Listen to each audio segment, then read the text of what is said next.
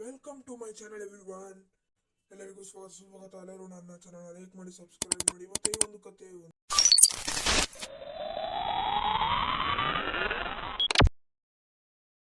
ರವಿ ಮತ್ತು ಅರ್ಜುನ್ ಕಾಲೇಜಿನ ಮೊದಲ ದಿನ ಭೇಟಿಯಾದರು. ಅವರಿಬ್ಬರ ನಡುವೆ ಯಾವುದೇ ನಾಟಕೀಯ ಆರಂಭವಿರಲಿಲ್ಲ. ಕೇವಲ ಒಬ್ಬ ಅಪರಿಚಿತ ಇನ್ನೊಬ್ಬನ ಪಕ್ಕ ಕುಳಿತಿದ್ದ ಅಷ್ಟೇ. ಒಂದು ದಿನ ಮಳೆಯ ನಡುವೆ ಅವರು ಸುಮ್ಮನೆ ನಿಂತಿದ್ದರು. ಆ ಮೌನ ಅವರಿಗೆ ತುಂಬ ಸಹಜವಾಗಿ ಕಂಡಿತು.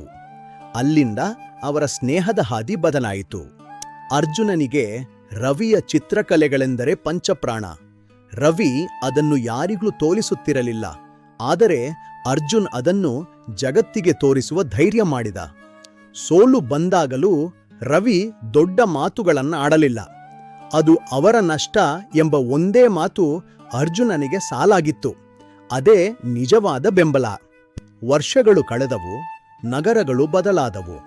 ಅವರು ಪ್ರತಿದಿನ ಮಾತನಾಡುತ್ತಿರಲಿಲ್ಲ.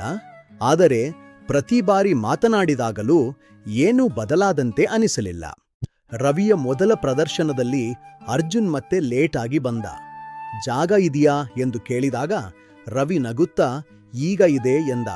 ಆ ಕ್ಷಣದಲ್ಲಿ ವರ್ಷಗಳ ಅಂತರ ಮರೆಯಾಯಿತು.